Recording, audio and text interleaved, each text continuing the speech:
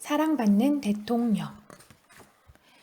산과 바다로 둘러싸여 경치가 매우 아름다운 어느 나라에 나이 많은 대통령이 있었습니다. 물론 대통령은 임금도 아니었고 또 왕관도 없었지요. 하지만 사람들은 대통령을 무척이나 사랑하고 잘 따랐답니다. 대통령은 돈이나 명예를 바라지 않았거든요. 단지 많은 사람들이 행복해지기를 바랄 뿐이었습니다. 대통령은 가끔 차를 타고 거리로 나갔어요. 곁에 있는 장관들에게 늘 이렇게 말했답니다. 국민들이 어떻게 사는지 대통령이 알아야 해요. 그래야 정치를 바르게 할 수 있어요. 대통령이 사람들에게 인사를 하면 사람들도 반갑게 인사를 했습니다. 나이 많은 대통령은 가끔 차에서 내려 사람들과 다정하게 이야기를 나누기도 했어요. 대통령은 국민들이 무슨 생각을 하는지도 알아야 해. 그래야 올바른 판단과 결정을 내릴 수 있는 거야. 대통령은 늘 이렇게 생각했답니다. 거리에는 여러 가지 색깔의 옷과 모자와 머리수건들로 가득했습니다. 집들도 갖가지 예쁜 색으로 칠해져서 멀리서 보면 마치 커다란 꽃밭이나 나비떼를 보는 것 같았습니다. 대통령은 이런 모습을 보고 무척 즐거워했어요. 색깔이 많은 나라는 행복한 나라야. 정원에서 노는 아이들의 웃음소리를 들으며 대통령이 이렇게 말하자 장관들은 고개를 끄덕였습니다. 그러던 어느 날 나이가 많은 대통령은 죽고 다른 사람이 대통령이 되었습니다. 원래는 사람들이 직접 대통령을 뽑아야 하지만 돈이 많은 새 대통령은 부자들을 부추겨 스스로 대통령이 된 것입니다. 부자들은 대통령이 자기들에게 더 많은 돈을 벌게 해줄 것이라고 생각했거든요. 장관들은 이런 방법이 잘못된 것이라는 걸 알고 있었지만 이를 막을 용기가 없었답니다. 계속 장관 자리에 그대로 있기를 바랐기 때문이죠. 장관들은 입을 꼭 다물고 지금까지 해온 것처럼 고개만 끄덕였습니다.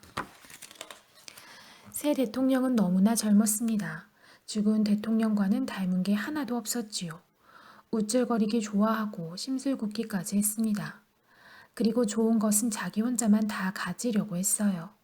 새 대통령은 먼저 나라에서 가장 유명한 건축가들을 불러 하얀 탑이 97개나 되는 커다란 성을 짓도록 했습니다. 그리고 나라 안에 가장 솜씨 좋은 재단사들을 불러서 수백 벌의 옷과 잠옷을 만들게 했어요. 새 대통령은 가발을 쓰고 털옷을 입고 훈장도 주렁주렁 달았습니다. 그리고 잔치를 열어 밤 늦게까지 먹고 마시고 웃고 떠들고 춤추며 노래했어요. 그것만이 아니에요. 새 대통령은 황금마차를 타고 돌아다니기도 했어요. 이렇게 하여 가진 돈을 다 써버리자 새 대통령은 사람들이 가진 것까지 빼앗기 시작했습니다. 사람들은 세금을 더 많이 내야 했고 사는 게 점점 더 힘들어졌어요. 어쩌다 온 가족이 모여 한 끼의 식사라도 하면 다행이었습니다. 이제는 황금마차가 지나가도 대통령을 보려고 거리에 나오는 사람은 없습니다. 아무도 새 대통령을 칭찬하지 않았고 선물도 하지 않았습니다.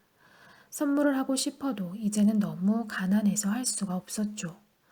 화가 난 대통령은 자기를 좋아하지 않는 사람들에게 어떤 벌을 내릴지 곰곰이 생각했습니다. 어느 날 대통령은 모든 사람들에게 검은색 옷을 입으라는 명령을 내렸습니다. 어느 누구도 자기처럼 화려한 옷을 입어서는 안 된다고 말이에요. 그리고 모든 집은 회색으로 칠하고 벽에 걸어놓은 그림을 모두 떼어내게 했어요.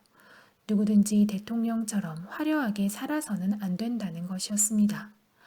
오늘부터 모든 색깔은 사용 금지야! 대통령이 말하자 장관들은 고개만 끄덕일 뿐이었습니다. 그런 뒤 사람들은 마치 그림자처럼 돌아다녔어요. 검은색과 회색만이 보일 따름이었죠. 이 나라에서 반짝이는 것이라고는 황금마차에 탄 대통령뿐이었습니다. 사람들은 불평하기 시작했어요. 우리는 대통령과 맞서 싸워야 해. 대통령은 물러나야 해. 하지만 이런 말을 하는 사람들은 모두 붙잡혀갔습니다.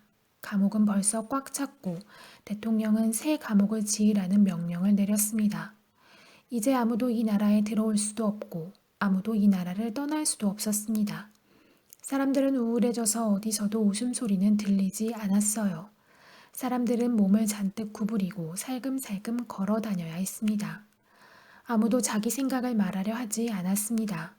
마치 벽에 귀라도 달려있는 것처럼 누군가 한마디 불평이라도 하면 금세 군인들이 나타나서 끌고 가버렸기 때문입니다. 그런데 대통령은 여전히 만족스럽지 못했습니다.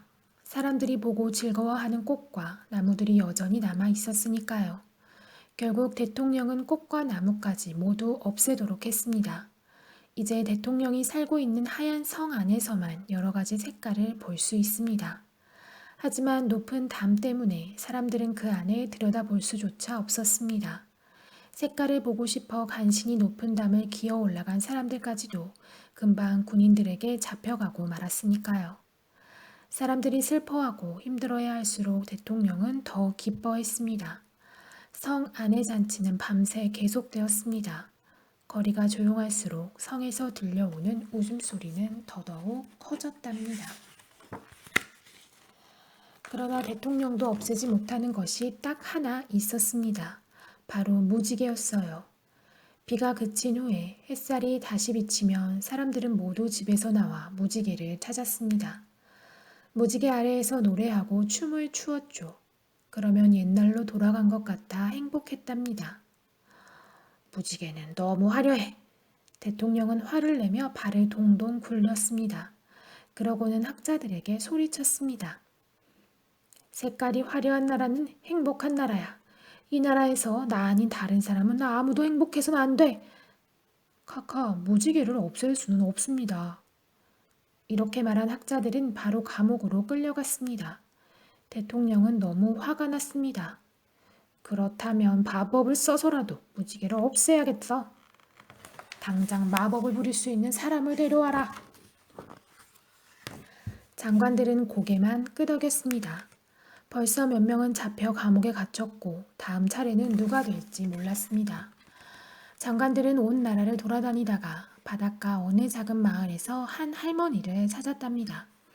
동네 사람들은 이 할머니를 가리켜 신통력 있는 마법사라고 했습니다. 장관들은 곧 할머니를 대통령에게 데리고 왔습니다. 대통령은 할머니를 무섭게 노려보며 말했습니다. 무지개를 없애는데 기간은 사흘만 주겠어. 더 이상은 안 돼. 그러자 할머니는 종이에 여러 약초 이름을 썼습니다. 여기 적힌 것들이 필요합니다. 할머니는 웃음을 지으며 당당하게 말했죠. 장관들은 어리둥절해하며 고개를 갸웃거렸습니다. 이 할머니는 무슨 배짱으로 대통령 앞에서 웃는 걸까?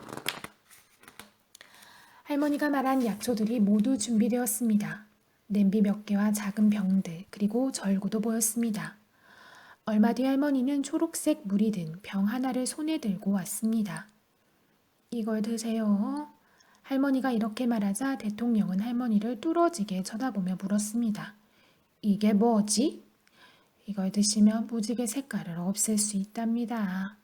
할머니가 대답했습니다. 대통령은 입술을 핥으면서 잠시 망설였습니다. 그러면 네가 먼저 마셔라. 그래야 독약이 아니라는 걸 믿지. 할머니를 노려보며 대통령이 말했습니다. 먼저 할머니가 한 모금 쭉 마셨습니다. 하지만 할머니는 멀쩡했습니다. 그 순간 대통령은 벽을 획 낚아채더니 단숨에 꿀꺽꿀꺽 다 마셔버렸습니다. 병에 든 물을 다 마시자 대통령은 갑자기 몸이 떨리고 얼굴이 창백해졌습니다. 주위를 둘러보니 방에 있는 모든 색이 없어지고 전부 우중충한 회색으로 보였습니다.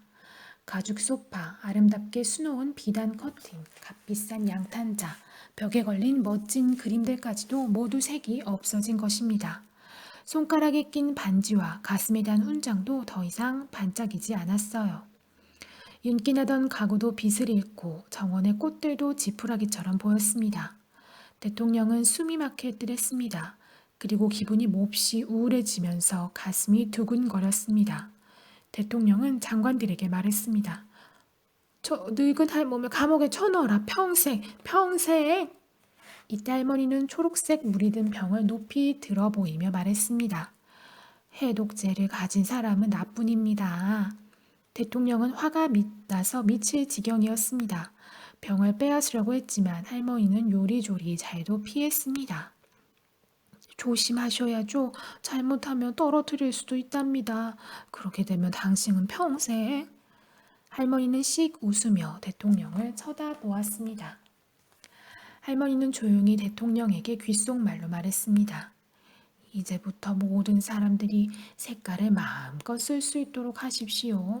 대통령께서는 다시는 색깔을 금지시키지 못할 겁니다. 만일 계속 그렇게 하면 또다시 숨이 막히게 됩니다. 그러자 대통령은 목을 감싸쥐고 펄쩍펄쩍 뛰며 소리를 질렀습니다. 엉엉 울음을 터뜨리더니 소파에 털썩 주저앉았습니다. 그리고는 사람들에게 색깔을 다시 쓰게 했습니다. 그리고 새 대통령을 다시 뽑도록 했지요. 사람들이 직접 뽑도록 말이에요. 그런 다음 병에 든 초록색 물을 천천히 마셨습니다. 할머니는 웃음을 지으며 대통령을 바라보았습니다. 사실 처음에 대통령에게 주었던 약은 2~3시간 뒤면 약효가 사라지는 것이었죠. 이 사실을 아는 사람은 할머니밖에 없었답니다. 얼마 뒤 사람들은 직접 새 대통령을 뽑았습니다. 새로 뽑힌 대통령은 제일 먼저 감옥 문을 열어 억울하게 잡혀온 사람들을 모두 나가게 했죠. 사람들은 다시 아름다운 색깔들을 보면서 행복하게 살았습니다.